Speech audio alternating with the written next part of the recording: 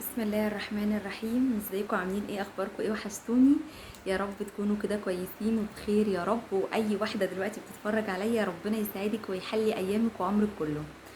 عايزه اقول لكم المره اللي فاتت بعد اللايف اللي انا كنت عاملاه اول يوم العيد، في كذا بنوته دخلوا سالوني على حاجات اللي هي بتفتح لون البشره او بتفتح لون الجسم او بتفتح الاماكن الغامقه اللي في الجسم.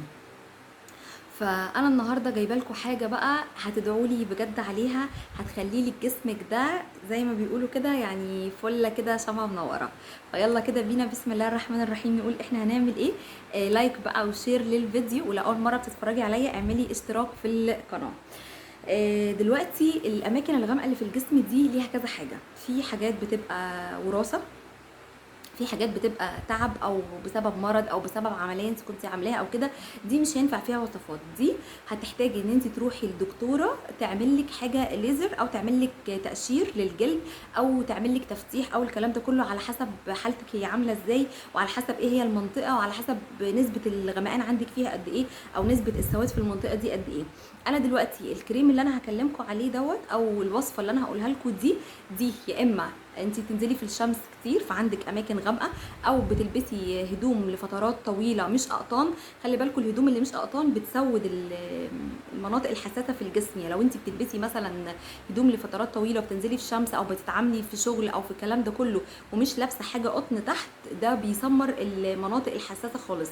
فيستحسن ان انت لو بتنزلي بتشتغلي او بتنزلي في الشمس او رايحه السوق او رايحه اي حته تلبسي حتى تحت هدومك العاديه اي حاجه قطن، اللي هي بقى الاقطان اللي هي الطبيعيه. ده بيحافظ على الجسم جدا.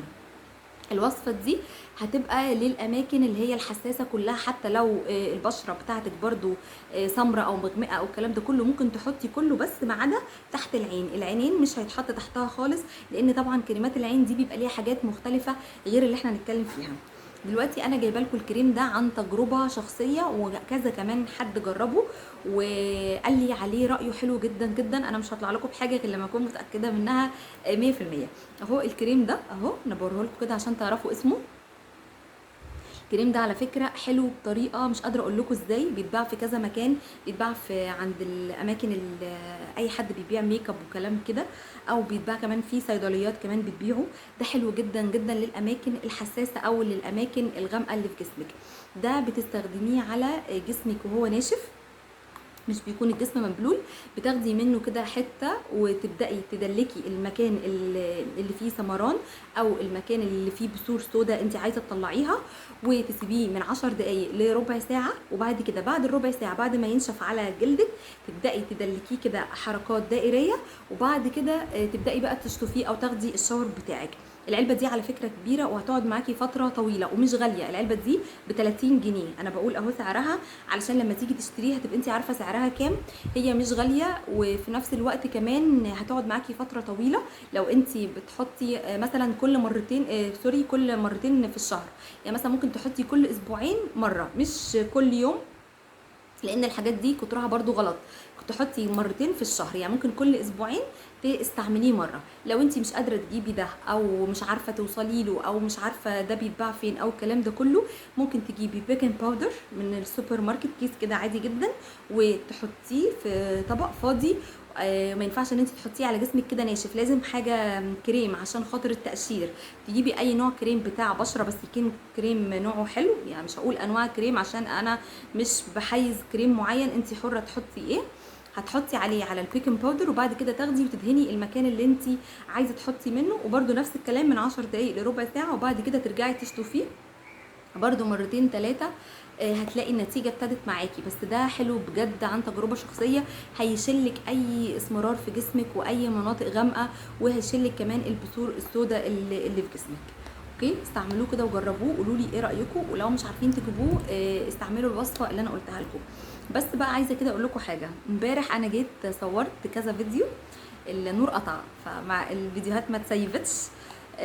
ما عرفتش طبعا اسجل عشان خاطر الدنيا ضلمه، كنت بعمل اكل في الضلمه فما عرفتش اسجل لكم اي حاجه، ولا عرفت احط اللحمه ولا الكلام ده زي ما انا كنت قايله لكم اول يوم العيد، فمعلش حقكم عليا.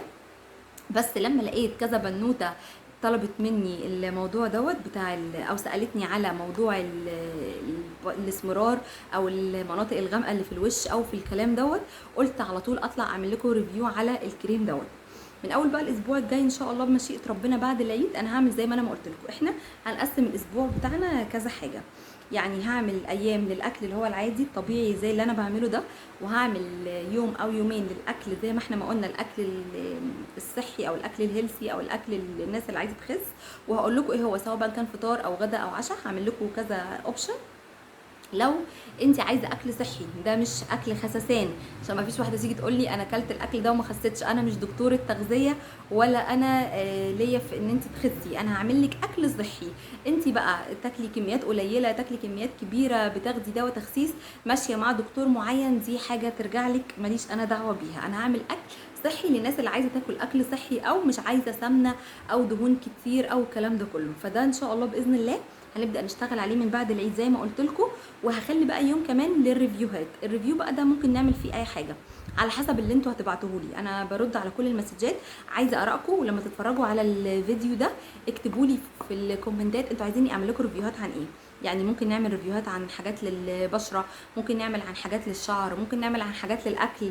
شوفوا انتوا عايزين ايه وانا هشوف ايه اكتر حاجات مطلوبه مني كل اسبوع هعمل لكم ريفيو عليها، سواء بقى ان كان مشتريات اكل، سواء كان حاجات تخص المطبخ، سواء كانت بشره، شعر، هدوم، اللي انتوا عايزينه انا معاكم فيه. انا ما عنديش اي مشكله، لان انا ابتديت الفتره دي اركز معاكم شويه في حته انتوا عايزين ايه او بتطلبوا مني ايه، فانا اعملها لكم جنب الاكل. ما يبقاش البيزك بتاعنا كله اكل، عشان خاطر انا بتسال اسئله تانية كتير.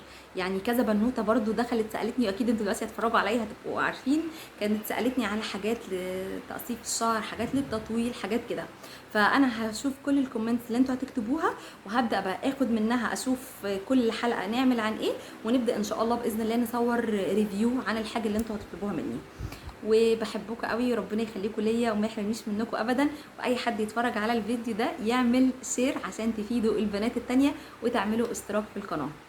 باي باي.